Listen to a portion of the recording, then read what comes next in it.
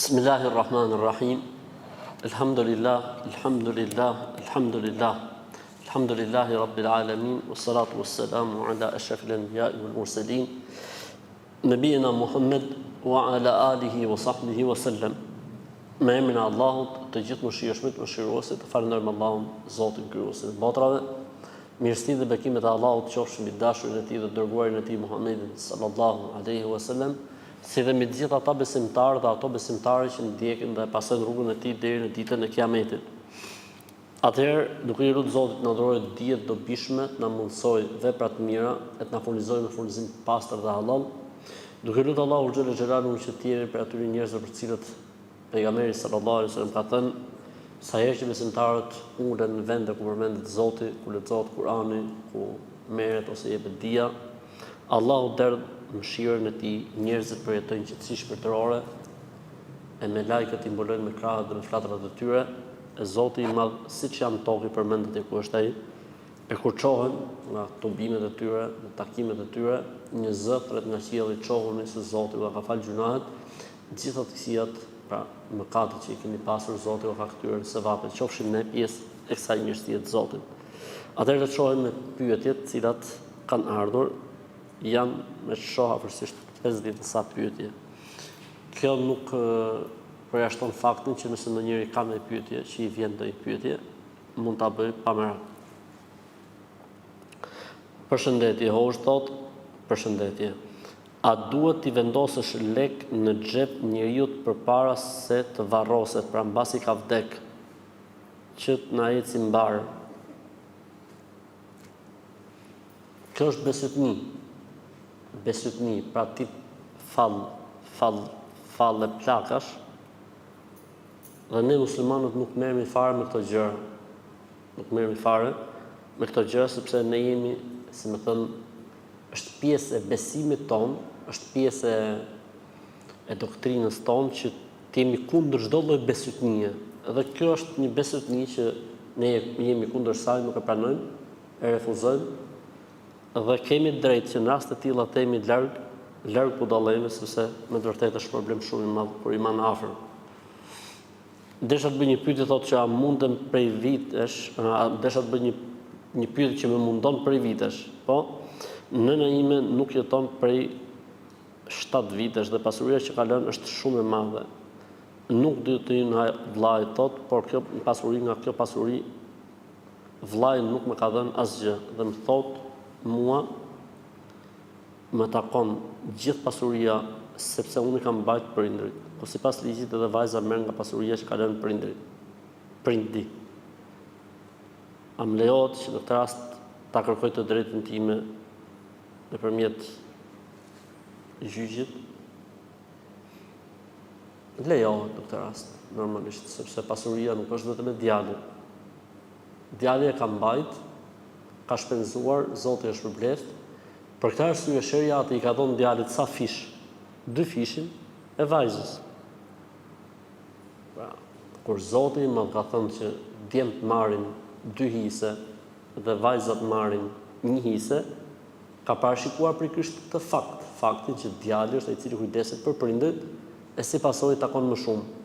Po në asnjë mënyrë nuk i lejohet muslimanit, besimtarit, që ta nxjerrë motrën e tij pa hise, sepse këtu s'ka më islam. Jo vetëm islam s'ka këtu, po s'ka as njerëzillik. Pra njeriu me këtë lloj sjellje unë nuk e di se çfarë mund të quhet dhe se çfarë është. Por me islamin nuk ka lidhje. Pasuria e prindërve që kanë ndruar jetë është e gjithë fëmijëve, siç i ka përcaktuar Allahu në Kur'an. Kështu që sugjerimi im është që ti ta hedhësh në gjyq, është e drejta jote që të marrësh akun tënd, por ti do të marrësh 1 hise e ati do t'i lesh 2 hise. Pra pasuria do të ndahet në 3 pjesë, vllai jot duhet të marrë 2 pjesë dhe ti do të marrësh 1 pjesë. Problemi është se gjykata ta ndan barabartë. Ti bën llogarinë dhe nga pjesa jote që të takon me ligj, po së takon me fe dhe me besim, ja lën vllai. Po unë du vetëm kaq. Unë kërkoj vetëm kaq.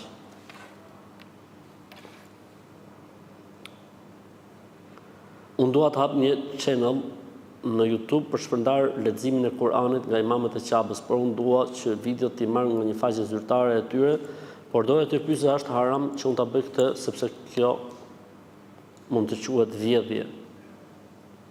Nëse ata kanë lënë të lirë, është e lirë. Nëse ata kanë kufizuar, mos e vrit mendjen se YouTube-i pa kalu 38 sekonda ta bllokon. Një herë ta bllokon, dy herë, herën e tretë, selamu aleikum, aleikum selam. Ikën kanali në heret, zhduket. Jam e fejuar, po me këtë person që jam fejuar, kam shumë probleme, më injoron, më ofendon, madje e gjej shpesh që flet me ferma të tjera, edhe pse më ka kërkuar falje, e përsërit, prap më injoron, prap më ofendon. Mendoj që derisa jeni të fejuar, është fat i madh ta zbulosh njeriu në kohë fejese. Është fat i madh ta zbulosh njeriu në kohë fejese.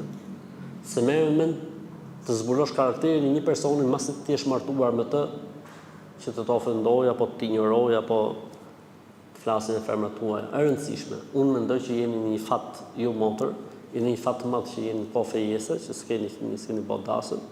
Unë do të këshilloja si më poshtë vjen. Ulu me të edhe ndaj gjërat, qartësoj gjërat, fut prindërit e ti në lojë, fut prindërit e tu në lojë, në mënyrë që këto gjërat mos përsëriten edhe mos të ketë më situata të tilla. Nëse personi pastaj vazhdon prap, atëherë, si më thënë, më mirë një dhimbje me fund sesa një fund pa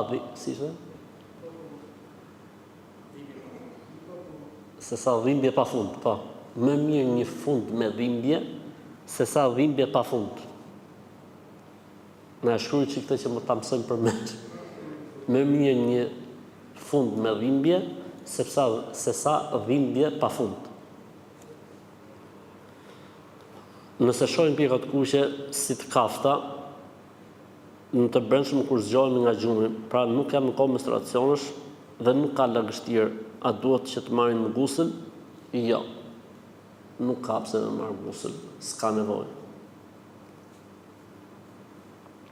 Jam në muajin e 9 të shtatzanisë dhe doja që të pres flokët, po nuk më lën mami se thot është keq, si mund t'ja bëj? Mami, ka filluar mami t'i jap fetva. Fetva online, fetva free.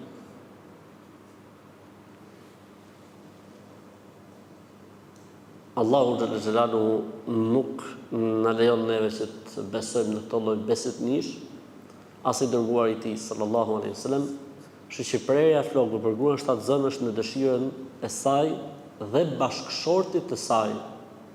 Pra nëse me burrin binin dakord, bëj çfarë dush me flokët e tua, ka absolutisht tolerancë. Nëse ky muhabeti që s'bën është keq, u dëgjon thënë gjitha prralla, ose thënë ndryshe, siç ka thënë i moçmi, larg budallëve. A është e lejuar që femra të vendos për mehr që burri i saj t'ia mësoj leximin e Kuranit arabisht me tajwid? Very nice. Bravo. Pra femra kërkon për dhuratë martësore që djalit i mësoj asaj Kur'anin në arabisht me tajwid. Ky është mehri më i bukur që mund të dëgjosh ndonjëherë. Femra në rastin e nikahut ose si më thënë kurorës ose celebrimit fetar mund të kërkojë çfarë dojë. Kërkesa më e mirë është që të kërkojë islamin e burrit ose djalit me cilin do të martohet nëse ai nuk është musliman. Kërkesa më e mirë është që të kërkojë namazin, nëse ai ka probleme me namazin. Kërkesa më e mirë është që nëse ka ndonjë haram të dukshëm ai, nga haramet e mëdha, t'ia vesi kushti im për martesë është që të heqësh dorë nga filan mëkat, nga X gjuna. Pra, ky është kushti më i mirë, kjo është gjëja më e mirë. Ja për shembull siç thotë kjo motra këtu, a lejo t'ia vesi kusht që të më mësoj Kur'anin, ta lexoj arabisht me tajwid. Mashallah. Ky quhet mehr i bekum, ose dhuratë martesore e bekuar nga Zoti.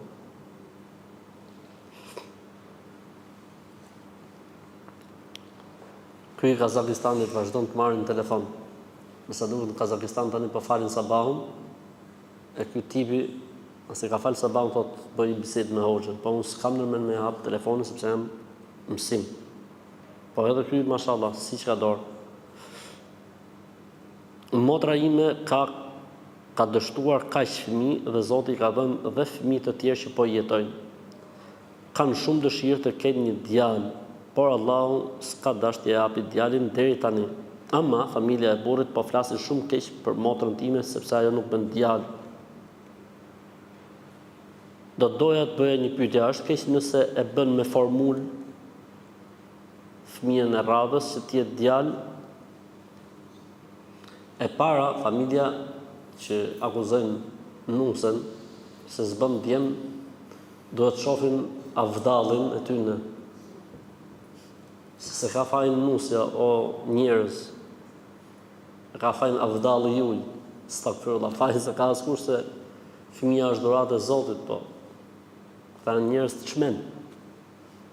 Pra, njerëz të çmendën, thotë ka fajin nusja pse s'bën shumë. Ndërkohë që Zoti thotë, bashkëshortet tua janë ara juaj. Kështu që të mielësh misër, të presësh grur, vetëm një çmend mund të kërkoj kështu gjonash. Si këta, si ky grupi këto, si kjo familja. E rëndësishme, a lejohet që përdoren formula, nëse është diçka e natyrshme, bio, nuk ka asnjë lloj problemi. Për shembull, ku dëgjon thonë në filan ditë, mbas asaj, të ushqehet me kështu, të ushqehet me ashtu, të rrotullojnë atë që quhet mitrën, shko filan plak, rrotullon mitrën. S'ka asnjë problemi fetarisht. Derisa s'ka ndërhyrje përcaktuese. Që të shkojë siç bëhet, për shembull, shkojnë e bëjnë in vitro dhe e përzjedhin gjinin. Kjo nuk lejohet në Islam. Përndryshe,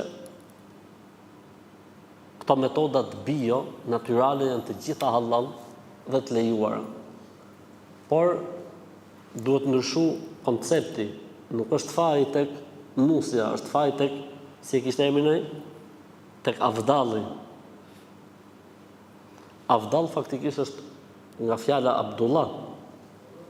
Bëja me dhën ndrohen, edhe nga Abdullah i kanë thonë Avdullah, edhe nga Avdullah Avdall. Thonë, kështu që edhe këto ta kërkojnë ka avdalli, muhabetin. A është e vërtet se fëmia duhet të thras nën në vend të mami? O Zot, na ruaj mend të kokës. Nan, jo mami. Nan, oj loke. Oje. Për çfarë lidhje ka kjo punë uri dhe? Se janë rregull për Zotin. Interneti i ka dëmtuar njerëzit, pasojat ja. A është e vërtetë se fëmia duhet të thras nan në vend të mami? Para bish që s'ka nan fare fjalë, i thonë. Nën, mami, i kuptim. S'ka më, nuk bëhen këta njerëz, nuk bëhen. Inshallah do bëhen, po atë si shaka. A vetëm ditën e Bajramit nuk punohet apo edhe 3 ditë të tjera pas? Jo, më mund punosh edhe ditën e Bajramit, s'ka lidhje apo. Nuk është haram me punu ditën e Bajramit. Po zakonisht ditën e Bajramit njerëzit gëzojnë, argëtojnë, dalin me familjen, vizitojnë njerëzit e tyre, etj. Po nuk është haram edhe për ditë Bajramit, me punu nuk është haram. S'ka lidhje me haramin.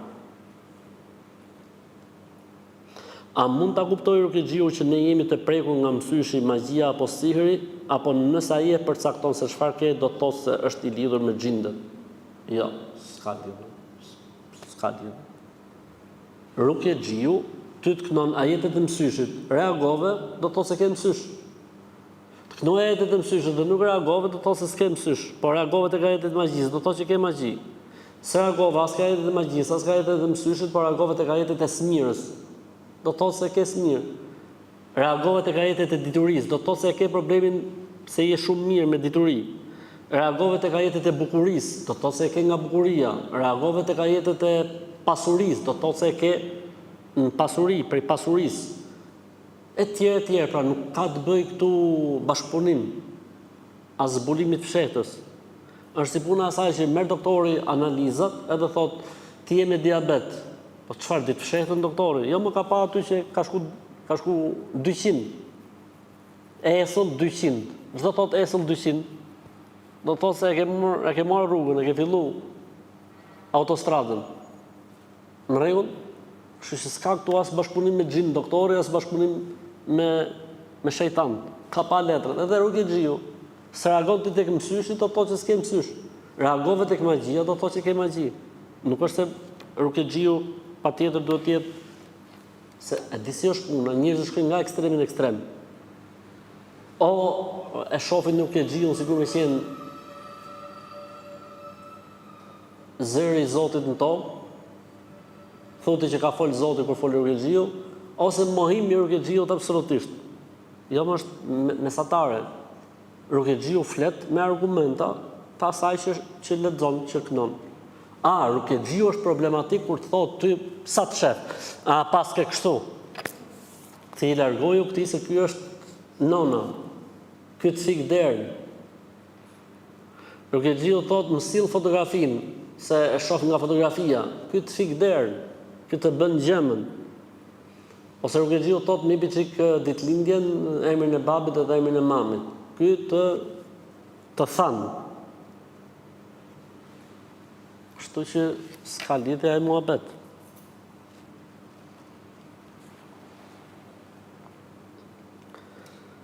Kam lexuar se për të vdekurin nuk bën me thon rahmetliu ose rahmetlia. Po çfarë themi? Rahmetliu do thot i vdekmi, ose e vdekura, i vdekuri ose e vdekura, rahmetliu, do të thonë i past rahmet shpirti. Jo se tani këto shkencëtarët thot rahmetli do thot i mëshiruar nga Allahu ose e mëshiruar nga Allahu. E ku e ditë se ky është i mëshiruar? Ky mund të jetë i dënuar i Allahut ose e dënuar. Kupton ti çfarë njerëzish me fjalë? Kupton ti sa thellë sa thellë kanë hyrë këto njerëz muhabetit apo që s'ka shkencëtar i Islamit i këtë hyrë thellë muhabetit. Thuhet edhe për respekt, ti nuk po flet gjykimi i Zotit për këtë person. Rahmetliu. Respekt. Si do të thoshte azabliu? Pra rahmetliu. Pa ka ngel nga fjala rahimahullah, kur vdes një musliman, në të gjithë botën islame, nga koha pejgamberit alayhis salam deri më sot thuhet rahimahullah. Për pejgamberin çfarë thuhet? Alayhis salam. Për sahabët çfarë thuhet? Radiyallahu anhu. Mbas sahabëve deri më sot çfarë thuhet kur vdes një njeri? Rahimahullah. Çfarë do thotë shqip rahimahullah? E pas të mëshiru Allahu. Nga kjo ka ardhur fjala rahmetli. Rahmetliu, rahmetlia. Pa me kuptimin e pas mëshiru Allahu. Po jo gjykim i mëshiruari nga Allahu. Jo, nuk e ka atë kuptim, ka kuptimin Allahu mëshiroft. Ka kuptimin Allahu mëshiroft. Po mirë, si do i thosh për shembull? Azablia. Azabliu dhe azablia. I dënuar i Allahut dhe dënuar Allahut. Ku e di ti se është i dënuar? Po çfarë themi? Po i gjot dha thosh. O do të thosh i dënuar ose do të thosh i mëshiruar. Ne muslimanët besojmë se çdo njeri që vdes si musliman Allahu ka për ta mëshiruar. Pse shkomenja ke e keqja, gjithë jetë ke më keqja mundësi që mund të ekzistojë.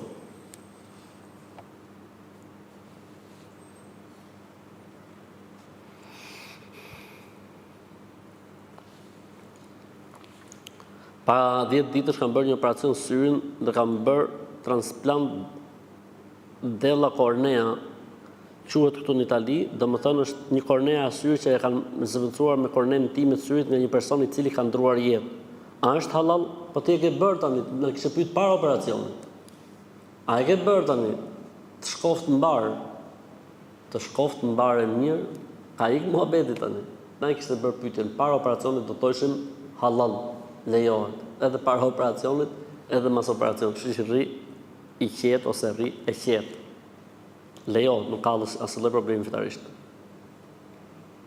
A kam të saktë namaz sabat nëse ja kam nisë me u fal 15 minuta para lindjes diellit? Të saktë që të shke me të, madje je për evlijave inshallah. 15 minuta para lindjes diellit je në top list. Alhamdulillah, mashallah, tabarakallah. Hoxh, më trego të lutem. Hajde, çfarë do të na kërkoj ky zotnia ose zonjë nderuar? A është e vërtet kjo se e dëgjova një hoxh që tha ditën e Bajramit më thën 300 herë Subhanallahu wa bihamdihi për të vdekurit tan. Shumë problem e folura pa dije. Ka njerëz të cilët çfarë lexojnë nëpër libra ja thon xhamatit. Çfarë lexojnë nëpër libra ja thon xhamatit, ndërkohë që nëpër libra ka gjëra të sakta, gjëra të dobta, gjëra të si më thënë që kanë transmetim autentik, gjëra që nuk kanë transmetim autentik. Ka njerëz janë si i thon arab me një fjalë të urtë, thot filani, pra x person është hatibul lejl. Hatibul lejl i thon atij që mbledh dru natën. Ai që mbledh dru natën, mbledh shkarpa, mbledh dru, merr të shtremtën, merr drejtën, merr të kalmën, merr të gjitha. Ka disa njerëz që i thon vetes hoxhallar, vishet ai me çall, me xhybe, e me mjekër të bukur, thotë që ky evlia e Allahut vetëm kur e shef në surrat. Kur e ngjall se çfarë thot, vetëm ose të dobta transmetime, ose shumë të dobta, ose të shpikura, ose të shpifura. Si s'përmeni eri gjë tamam.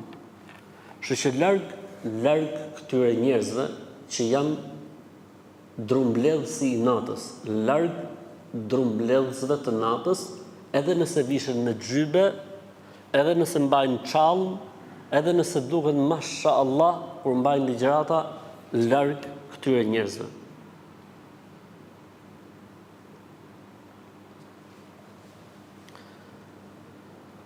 Një mikja ime thot që një hoxh i ka thënë, hajde çfarë i ka thënë hoxha, bëj kurban para se të nisësh fëmin, sepse kjo dëshiron që të ketë çun. Ky hoxha duhet arrestu urgjentisht. Ose denoncu në polici ose në prokurori. Urgjentisht, sepse ky mashtron popullin. Edhe që e ka nona, ky t'jesh i sigurt se do të ketë lidhje me një fermë delësh. Edhe ka bë kontratë me atë zotin e fermës që për çdo dash që do theret, do të marrën përqindjen time, se s'ka mundësi. Një njeri me dije nuk flet në këtë gjuhë. Kështë gjuhë e këtë, bë kurban para e ketë shumë të sigurt. Kështu që këta njerëz është sevap me i arrestu, është sevap i madh për Zotin. Po kush t'i arrestoj? Të vdeknit.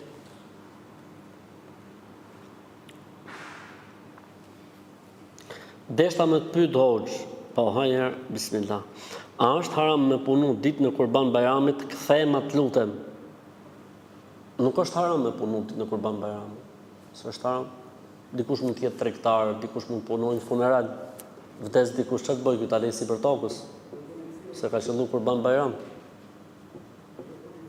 Kështu që çfarë lidhje ka e punë? Dikush e kalon me u martu për Kurban Bajram. Dikush ka restorant, dikush ka pastiqeri. Kështu që nuk ka lidhje tani ta kesh për këtë parasysh këtë përgjigje për vitin tjetër, se këtë vit e kalon më shnet, inshallah. Jam në Haxh dhe nesër nisemi për Mina. Shumë mirë, mashallah. Do të thonë është bërë para disa ditë kjo pyetje. Atëherë para cili është gjykimi për qëndrimin në Mina? Urdhëro?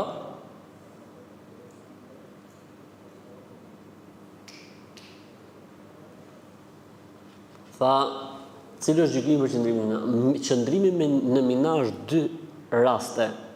Para Arafatit dhe mbasi kthehemi nga Arafati mas Muzdelife, pra me datën 8 Dhulhixhe, se me 9 është Arafati, edhe me datën 10, 11 dhe 12 dhe 13. Gjykimi i qëndrimit në Arafat me datë 8 Dhulhixhe është sunet i fortë. Sunet i fortë do më thonë se duhet bërë. Jo si që bëjnë disa nga këto agjensitë e haxhit apo komunitetet fetare fatkeqësisht të haxhit, që haxhit nuk i çojnë fare në Mina ditën e 8. Përse? Është sunet. Çfarë bëjnë? I çojnë në Arafat nesërmen. Këta që po mos t'i falësh i herë sunetet e drekës në xhami, të del emrin në të gjitha mediat se kalon sunetet e Muhammed Mustafas. Por ti më çfarë të mund ti lën një sunet që bëhet një herë në jetë. Dhe ai haxhiu e ka paguajt me qimet e kokës atë haxh. Dhe ti nuk lejon të zbatoj një sunet që s'ka mundësi ta bëj më vitin tjetër, as vitin tjetër, as vitin tjetër, as vitin tjetër. Kjo tregon se këta janë njerëz pazarxhi. Su vjen zor, s'kan frikë Zotin. Haxhiu ja ka besu haxhin e tij kompanisë apo institucionit që organizon haxhin. Ai as s'ja përmend fare Minan hiç. Me 9 Dhulhixhe e çon Arafat direkt. Po Mina jam rom sunet. Çdo thot fjala sunet, se duhet bërë, se është sevapi madh me e bërë. Sunet haxhi që njëri sa herë shkon haxh në jetën e tij. Zakonisht një herë shkon muslimoni në haxh. Dhe ti e privon nga ky sunet që bëhet një herë në jetë, e bën si telefoni prish. Nëse i çuni i ri që s'merr vesh sa pa është fillestar në xhami, fal vetëm farzin dhe ikën, na kanë pru fe tjetër, feja atyne, feja këtyne, na kanë prish fenë e traditës e të parëve. Matrapaz njerëz. Dhe qëndrimin Mina mbas kthimit nga Arafati, që është natën e Bajramit, 10, 11, 12 dhe 13. Qëndrimin në 3 netët e para, pra 10, 11, 12 është vajib në mendimin e shumicës së dietarëve të Islamit. Ka një mendim, një nga mëdhëbet që thotë është sunet. Dhe brenda këtij mëdhëbi thotë kështu, një mendim, një dietar shqiptar brenda këtij mëdhëbi thotë sunet i fortë që më katon kush e lën. Pra edhe ky mendim i bie që të jetë si mendimi i xhumhurit. Mirë po këta që si friksohen Zotit, i çojnë njerëzit në Arafat dhe i çojnë njerëzit në hotel. Ku është Minaja? Sunet. Edhe kjo më të vërtetë është e ulët, dhe kjo më të vërtetë është e turpshme, dhe unë e kam bërë disa herë, po përfitoj prapë nga rasti që t'ju bëj thirrje, që t'i friksohen Zotit dhe mos të lozin me haxhit. Haxhit janë në rregull, pasha Allahun dhe madh haxhit janë në rregull. Pasha Allahun, haxhit me Zotin janë në rregull. Se gjitha gjunohat u bajnë ata të cilët lozin me ta. Por haxhit nuk duhet heshtin. Dhe duhet kërkojnë të drejtën e tyre dhe duhet thonë, ne jemi me mendimin dhe me mëdhëbin që është obligim. Dhe duam të shkojmë Mina. Nuk po ju themi hajdni me ne, ama ne duhet shkojmë çadër, na gjeni çadër. Dhe nuk duhet tolerojnë haxhit për këtë gjë. Nëse haxhiu beson se është sunet, prap duhet shkojë.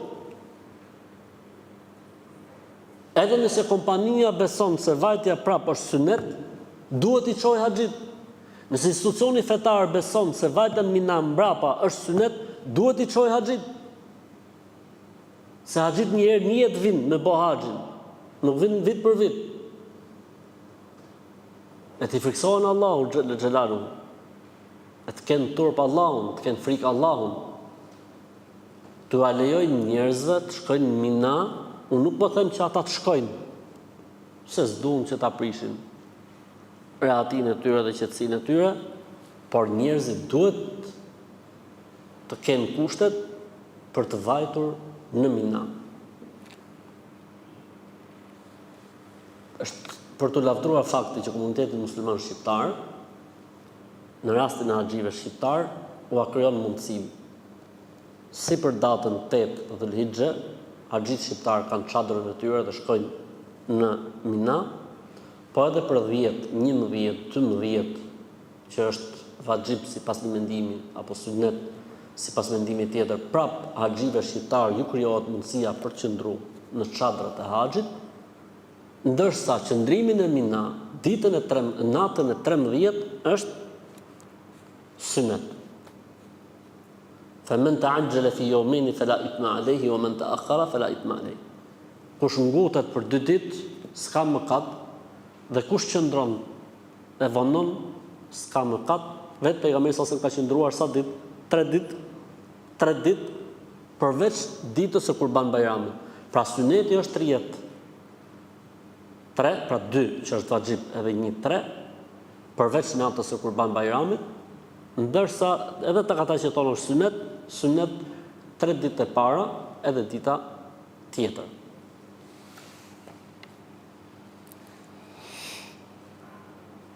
Cili është gjykimi i përdorimit të sapunit, i cili ka aromë në kohën e ihramit?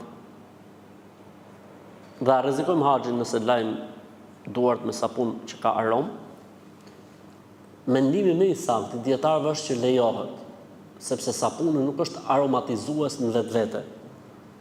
Pra aroma tek sapuni është teber, është, si më thënë, si ta themi shqip, është pasuse dhe nuk është origjin. Di si ta përshtasim shqip. Pra nuk është qëllim në vetvete. Pra dikush kur do mu parfumos, lahet me sapun, çfarë bën? Ka forma të tjera për të parfumos. Sapuni nuk është kaq që për qëllim parfumosin, por ka për qëllim larjen dhe kanë, si më thon, aromatizuar diçka. Kështu që mendimi më i saktë është që lejohet dhe s'ka asnjë lloj detyrimi apo obligimi ndaj haxhiut, nëse e përdor, apo si prishet apo s'ka problem. A falet Bajramin në shtëpi pasi jetoj jashtë dhe këtu nuk ka xhami? Bajrami duhet fal në grup dhe në bashkësi. Por ka një hadith që kujt i ikën Bajrami pa fal, ta fali 2 rekat nafile në shtëpinë e tij. U bë gati njeriu i ikur Bajrami, sa Bajrami falet në kohë fikse. Atëherë thotë le ta fali 2 rekat nafile në shtëpinë e tij, pra nuk ka problem, atij që ikën. Edhe rasti kur thotë ky për shembull, jam në një vend që s'falet Bajram, atëherë le të fali 2 rekat. Po mirë është që me kërku, se unë besoj se s'ka qytet në botë që mos të ketë musliman. Po thjesht ky nuk e din. Thjesht ky nuk e din. Shumë ndodhi në një rast në Itali, tha i vllajt u bë kota që s'fal xhuman se s'ka xhami. Tash si s'ka xhami? Foto aty në Google dhe shkruaj Mosku e Nirmi, gjeti 4 xhamia. 4 xhamia që ishin aty rreth e përqark.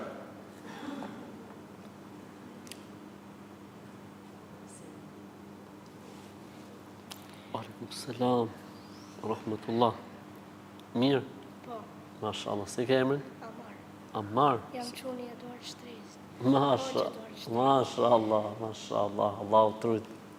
Pa ne që ke ka që i bukur ti? Mashallah. Atëherë vazhdojmë me pyetjen e radhës, thot me cilin aplikacion, nga cili drejtim duhet pozicionohemi për të falur namazin? Ne këte i Shqipëria, Evropa e kemi juglindje. Juglindje. Ka, elhamdulillah, sot ka aplikacione që futu për shembull në Google dhe shkruaj find kibla që i bëlla, kërkoj kiblën edhe ta jep me foto bides. Pra është lehtësu shumë situata. Ose këto aplikacionet e namazit, për pothuajse gjitha e kanë. Ne për shumë Shqipëria kemi nga 125 tek 150, se cila nga këto pikat në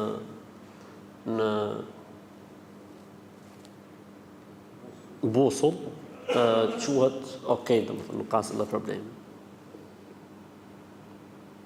Ka rasti se fal do xhuman si për shembull sot, sepse ishim në provim në atë orar. S'ka asgjë, e fal drek ke shtëpia, nuk ka problem. Përderisa ke qenë angazhuar me diçka që s'e liruar dot, e fal namaz dreke kur të hysh në shtëpi. Duke e lyer flokët gjyshes, më është bërë dora me boj, a ka problem për namazin? Pra kam për qëllim abdesin. Ishte boj dhe jo këna, s'ka asë dhe problemi. Asë një lloj problemi. Stresi, zero.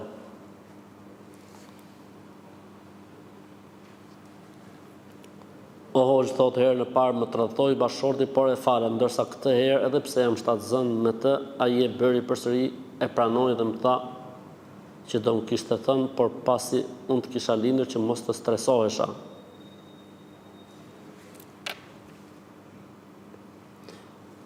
Allahu mustan.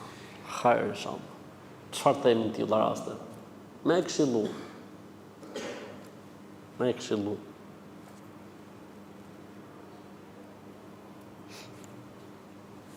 Nëse robi pendohet, Zoti e falt.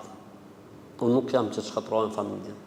Pra edhe se kur t'ishte gabimi nga krau tjetër, do thosha, nëse është pendu, me e fal për hatër të Zotit. Pastaj për hatër të familjes e fëmijëve kështu me radhë. Me pa mundësi të presim një kurban e ta dërgojmë tek familje që ka nevojë, a shkon për kurban nëse dërgoj tek një familje me jetima 150 euro, pra a më njëtë si kurban, nëse dërgoj vetëm parat, nëse i thua atyre që bëni kurban me këto 150 euro, po. O më nëse ti thua jo, keni këto 150 euro për të hongër petlla, ose për të dalë në ekskursion, nuk quhet kurban dhe jeni mëkatar.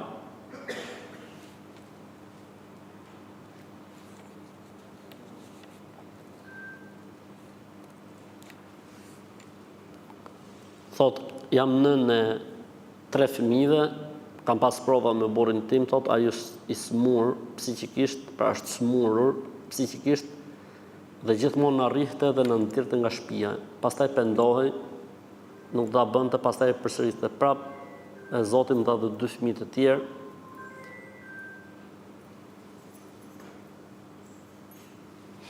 Fëmijët thotë janë rritur, elhamdulillah, burri tani është qetësu dhe shpresoj që do të përmirësohet akoma dhe më shumë. Sepse edhe ai vetë është penduar për atë që ka bërë, se ka qenë gabim. Unë e thash këtë se njerëzit nguten në situata të tilla dhe ti këshillosh që të durojnë, se inshallah Zoti i rregullon punët, më mirë me duru se sa ti lësh fëmijët jetima me babën gjallë. Mashallah, mashallah, Zoti e shpërbleft këtë motër për durimin që ka treguar edhe për historinë që solli këtu. Bravo qoftë. Ka duru. Elhamdulillah, ai tani është shuru, e ka kuptuar gabimin dhe i ka vazhdon. Mashallah, mashallah. Nëse një orë që fryn ujë të kërkon emrat e prindërve, a bën që të shkojmë tek ai? Në asnjë mënyrë. Në asnjë mënyrë, se është nona. Është nona e muhabetit. Ky të fik derën, ky të merr peng gjithë jetën. Ti lëshon ushtritë e shejtanëve, dreqinëve, e rrin gjithë jetën në ajër. Kështu që larg këtyre njerëzve, larg këtyre njerëzve. A lejohet që lekët e kurbanit i japim vllajt të burrit që ta pres ai kurbanin me niyetin për ne, edhe pse mishin mund ta mbajë ai për veten, nga që ne jemi shumë larg. Lejohet, nuk ka asnjë problem fetarisht. Në këto lloj situata, sidomos ata që janë në Evropë, ka tolerancë. Si merret gusli, kam hulumtuar, po më kanë dalë rezultate të ndryshme. Gusli është shumë i thjeshtë. Ujë në gojë dhe në hund, laj gjithë trupin. Quhet se ke bërë gusl. Ose lan auretin, merr abdes, lan kokën 3 herë, pastaj lan pjesën e djathtë të trupit, pastaj pjesën e majtë të trupit, pastaj lan këmbën. Ky është gusli sipas sunetit. Pastaj përdor shampo, sapun, bëj çfardush, ose përdor shampo, sapun, çfardush, pastaj bëj këtë në fund fare. Bëj këtë në fund fare. Pra o bëj këtë në fillim dhe quhesh me gusl, pastaj përdor çfardush për larje, ose bëj të kundërtën, lau si dush, pastaj në fund fare ujë ngojë në hund, gjithë trupin, quhesh me gusl. Ose auretin, gusl, abdesin, kokën 3 herë, djathtën të majtën pjesë të trupit, pastaj këmbët dhe je okay. Këto pyetje i kam marrë kur isha në Londër, jo këtë herë, pa herën e kaluar, po u premtova se nga që s'kishim kohë, do t'i lexojmë tash atje. Cila është mënyra më e mirë me u martu si djalë i ri? A do të marrë konsiderat shumë edhe traditat tona si shqiptar, po, është mirë me i morë në konsiderat traditat, në mënyrë që mos të ketë konflikte, debate e gjëra. S'ka gjë, përderisa i në kohën e zgjedhjes, për zgjedhjes, po, le të merren në konsiderat, le të shihen ca gjëra që nuk janë ekstremizma, si ato që thanë, a lejohet më u martu me një gocë që është nga fshati i dajrët nonës. O zoti më çfarë bëhet, nga fshati i dajrët nonës, kështu që janë ca tradita që janë okej, të pranueshme, dhe janë ca tradita që janë futja vrapit. A ka në problem nëse të zënë gjumi duke dëgjuar Kur'an shqip? Asi problem s'ka, je mashallah, për evlijave inshallah. Shpesh herë bie në fjalë kufri në shqip ose në anglisht. Çfarë gjykimi ka personi në këtë rast dhe si duhet pendohet? Duhet të jetë shumë i kujdesshëm njeriu. Një fjalë që si kushton rëndësi mund bëhet sebeb që dënohesh në xhenem. Kështu që njeriu duhet të jetë shumë i kujdesshëm. Ç'është kjo punë? S'është kjo shaka, nuk është lojë. Kësaj thonë me dalë prej feje dhe me hyrë në fe. Për i llavë goje. Njeriu duhet të jetë shumë i kujdesshëm. Për këtë arsye në hadithin e Muadhit radhiyallahu ta'ala çfarë tha? Nuk i zhyt njerëzit në zjarr xhenemit më shumëti se sa që zhyt shkaku i korjeve të gjuhës. Gjuha është problem shumë i madh. Pra njeriu duhet të pendohet dhe duhet të jetë shumë i kujdesshëm. Dikush e ka pasionin ke pushteti, dikush e ka pasionin tek paraja, dikush e ka pasionin tek fama, dikush e ka pasionin tek femra, dikush e ka pasionin tek epshi, dikush e ka pasionin tek si pushon, dhe ka këtë shumë xhenem. Allahu më ruaj. Kam dëgjuar në rrjetet sociale se namazi i yacis lejohet shtyhet para sunet deri para gjumit. Po nëse ky tip i flej gjumë nga ora 3 natës, s'ka kështu syneti, nuk ekziston ky lloj syneti. Po, yacia është mirë të shtyhet kur shifet gjendja e besimtarëve. Nëse gjendja e besimtarëve është që ta shtym, siç ka qenë në kohën e zamanit, njerëzit punojshin në për ara e tjerë, dhe po ta falshin yacin kohë fiks, ju ikte xhamati. Atëherë vonohej yacia i orë për shembull, që njerëzit mbledheshin nga arat, mbledheshin nga bujqësia, mbledheshin nga blegtoria, falshin yacin me xhamat. Ose e kundërta, nëse shkon vonë yacia, llogaritet koha fikse e yacis, siç e bëjmë ne tani, 1 orë gjys, dhe e falin sa më shpejt që të jetë e mundur, që mos t'i lodhin njerëzit dhe mos t'i vonojnë. Po jo para gjumit, sepse fjala para gjumit është mund të kaloj deri në ekstrem. Dikush flen gjumë në orën 2, 3. I vjen që me fal yacin ai zonë, jo, kësë është prej sunetit. Çdo ditë të premte lexoj surën Kehf, po është gjuna nëse lexojmë surën deri tek ajeti 50, ndërpresim dhe vazhdojmë pastaj përsëri? Jo, s'është gjuna, lejohet. Lejohet që sura El-Kehf të lexohet në shkëputje, nuk ka asnjë problemi. Mishin e Kurban Bajramit, a mund ta ndajmë te komshit musliman dhe me punëtorët e burrit për sadaka? Jemi në Belgjik dhe s'njohim familje të varfër. Mishi i Kurbanit ka tolerancë ekstreme. Mund të jepet edhe jo besimtarëve. Mund të jepet edhe atyre që janë pasur. Sa problem i jepi pjesë Kurbanit, s'ka lidhje. Nuk ka lidhje fetarisht. Ja, edhe reja e fundit. Nuk dia ka pas e kap, po. Shirje, fokusoj. Kjo po thot, ka dalë një faqe, Vasilika, pas ka emri faqe. E po na thot kjo Vasilika, që kemi thënë për motrat muslimane, aman me Vasilika, aman. Aman me Vasilik, këtë fillu edhe ti me thonë fetva, se në kënoqen ato, në kënoqen ato tjera që japin fetva, pas e dalë dhe Vasilika me thonë fetva. Thot Vasilika, thot, Thojnë për motrat besimtare, se halli madh. I thuni Vasilikës, edhe motrës Vasilikës, që jo, në islam nuk ka thonjë. Nuk ka thonjë. Ka thonjë që i ka kriju Zoti, edhe këty në bëhet dyshmet. Ndërsa ato të tjerët, jo, nuk funksionon si mas islam. I përcjell gjatë në YouTube, thotë në Instagram, me kudo, në rrjete sociale. Allah shpërblet, inshallah s'ka mërzit. Mas 18 vitesh Zoti më ka gëzuar me 2 binjak, mashallah, tabarakallah, një vajzë dhe një djalë. Dhe kam dëgjuar që duhet të thejë kurban, 2 për djalë dhe 1 për vajzë. A është kjo e vërtet? Po, vëlla, është e vërtet. Zoti ju dhon të ymër aty në 2 habibave të vegjël, e i bof të bekum, qofshin bekim për ju dhe për familjen tuaj dhe për ummetin e Muhamedit alayhi salatu wassalam. Po, është e vërtet. Për çunin do të thërësh 2 kurban dhe për gocën 1 kurban.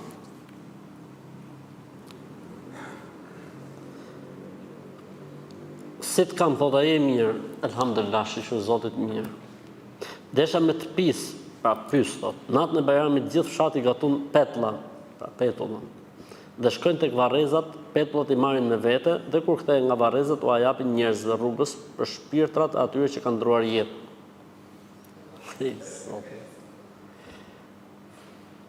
Do doja për personit që ka bo pyetjen të na e tregoj ku vend në ky muhabet.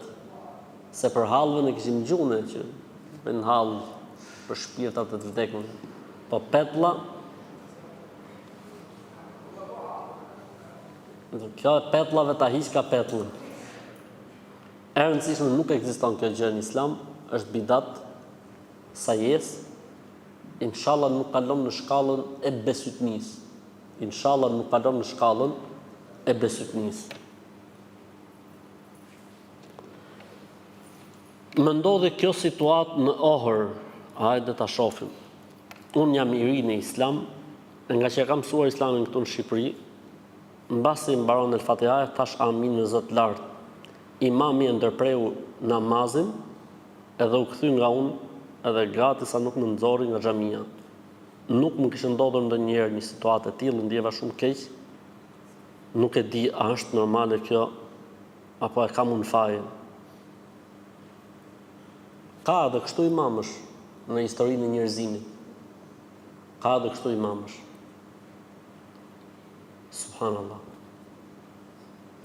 Këta njerëz duhen denoncuar, mundësisht vllajt na japi emrin e xhamisë, na japi emrin e imamit, se ndoshta me shihati atje merr masa ndaj tyre dhe i arreston ose i denoncon ose i heq për imamllikut, sepse është e vërtetë që në mëdhëbin Hanefi nuk ngrihet zëri kur thuhet wala dallin, pra thuhet amin, Zot ulët, por kjo nuk do të thotë që ky alien imami të ndërpresi namazin pse dikush tha amin, e ta qortojë ta vej përpara synit njerëzve, t'i flasi rëndë.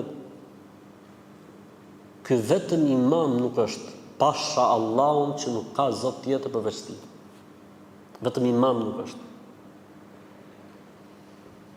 Njerëz që imamllikut i kanë rënë në qafë, njerëz që duan të krijojnë autoritet, nga që nuk di çfarë them vallahi për Zotin. Këty nuk i intereson se njeriu është për herë të parë në xhami, apo kështu e ka pa në televizor që thuhet amin. S'janë nuk futen fare në rangun e njeriut. Pra imam që akoma nuk arrit në shkallën e njeriut, njerëzores, urdhno, ky rast. Do të dëshiroja shumë për këtij vllaj që ka bërë pyetjen, pa e dëgjej këtë tani se vin 800-900 pyetje në ditë, ta gjesh këtë që ka bërë pyetjen. E rëndësishme, do të dëshiroja shumë për tij që të na e thot emrin e xhamisë, edhe mundësisht pyesi për emrin e imamit, a është imam i rregullt, apo ka qellu si karkalec atë ditë, është fut imam atë ditë, e me që ka hyrë imam atë ditë, ka dash tregoj që me zeb janë e fiktu s'lum kush për me zebit. Ka dash tregoj autoritetin që i ka munguar gjithë jetën, që ndoshta se gjen ke fëmia vet. Ndoshta fëmia i tij nuk falet pasha Allahun. Ndoshta fëmia e tij nuk falet. Edhe tërfëllen nxjerrin natë tek fëmijët e muslimanëve, tek rinia muslimane. Ta janë të pacip, turp të kenë, pashallah. Turp të kenë për pozicionin që ju ka falë Zoti dhe amanetin që ju ka falë Zoti dhe sillen në këtë formë çnjerëzore.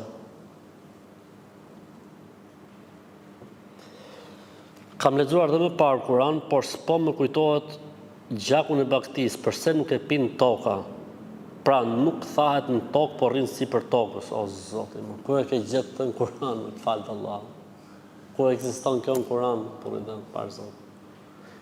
Po është normale që gjaku i kurbanit, duke qenë se është i trash, rri si pelte dhe tha si pelte sipër tokës, si ta thithi toka. Ai nuk është ujë që ta thithi toka. Është normale që gjaku i kurbanit vjen një moment që tha dhe qëndron si pelte. Po kjo nuk do të thotë se është një mrekulli aty, është diçka shumë e veçantë që vetëm gjaku i kurbanit, edhe gjaku i gomarit, po ta therrësh, i njëjti muhabet është gjaku kalit, gjaku çan të njerëz burrë. Ka i gjejnë këto, nga i gjejnë. I shkatroi TikToku njerëzit, i degeneroi për Zotin. Mendërisht TikToku po i nxjerr njerëzit jashtë çdo trajektorie. Për Zotin TikToku, vallahi bilaj, për Zotin, po i nxjerr njerëzit jashtë çdo lloj trajektorie, që të thon traktori, jashtë çdo lloj trajektorie logjike. Kam lexuar Kur'an, thotë se mishin në kurbanit nuk e thith toka. Ka i mrekullia, ka i gjonat që i Zotin, la ilahe. Avash. Edhe gjakun i xhamës është shumë i tokë. Ai gjaku i xhamës është për t'i hodhur çik kripsi.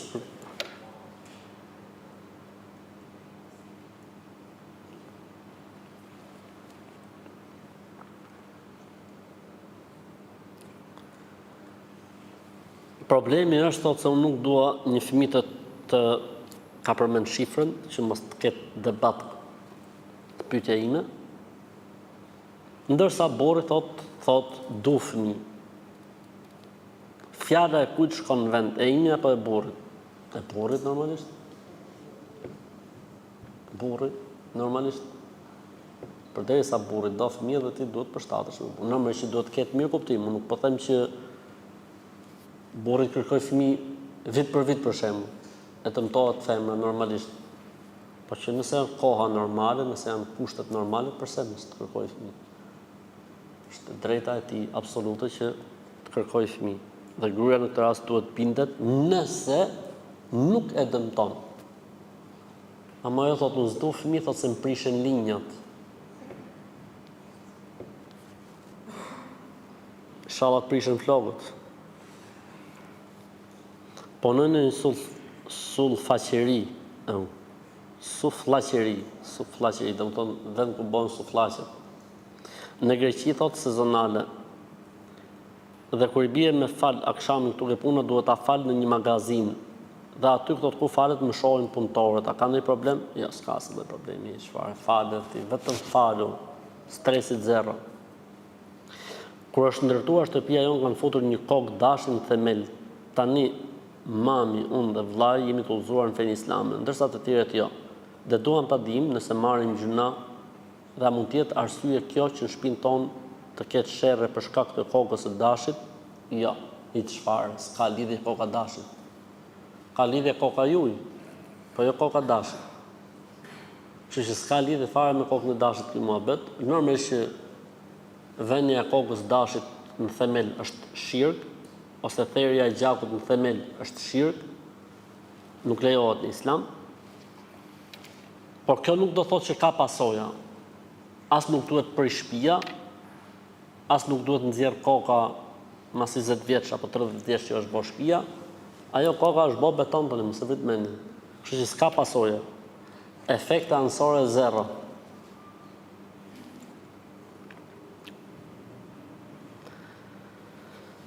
Dëgjova një postim që ti kishe bërë dhe thoshe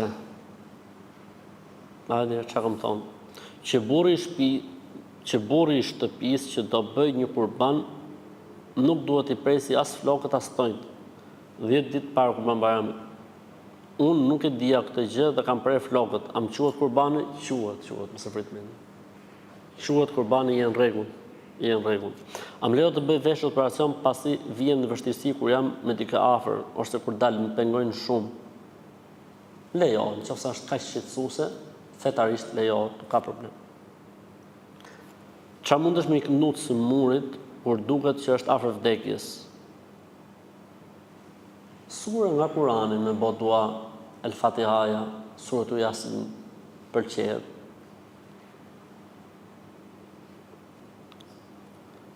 A lejo që t'i japësh gji bebës së dikujt tjetër se po më thonë të ecën ters. Jo më jepi gji, s'ka problem, se vapësht. Por nëse jep gji më shumë se 5 herë, këta fëmijët, ky fëmija quhet vlla gjiri me fëmijët e tuaj, ose kjo goca quhet motër gjiri me fëmijët e tuaj. Pra nëse ky fëmija pin 5 herë e lartë gji tek ti, quhet vlla i fëmijëve të tuaj ose motër e fëmijëve të tuaj. Dhe fëmijët e tuaj e kanë atë vlla gjiri ose fëmijët e tuaj e kanë atë, pra nëse është vajzë, motër gjiri. Çfarë do thotë motër gjiri ose vlla gjiri? Nuk lejohet martesa, konsiderohet mahrem, lejohet udhtimi me të, s'është obligim me u mbulu përpara tij. Po kështu edhe me babain, pra ka nën gjiri, vlla gjiri, motër gjiri dhe baba gjiri. Ka thënë pejgamberi sallallahu alajhi wasallam, yahrumu min ar-rada'ati ma yahrumu min an-nasab.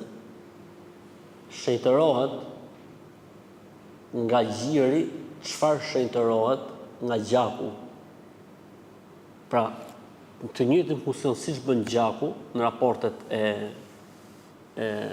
jetës, të njëjtën gjë e bën edhe gjiri, po kushti i gjirit i cili është, duhet të jetë 5 herë e lartë dhe duhet të jetë në kohën kur fëmia nuk ushqehet. Do të jetë në kohën kur fëmia nuk ushqehet. E kam një pyetje që mund duket e çuditshme, jo mos ka pyetje të çuditshme se pyetjet i bëjnë njerëzit që duan me ditë, s'ka problem. Ato burrët që gjuhen haxh, ku shkojnë? Vallai nuk e di për zotin. Po e sigurt që i morin, i çojnë diku edhe i sjellin ditën tjetër prapë.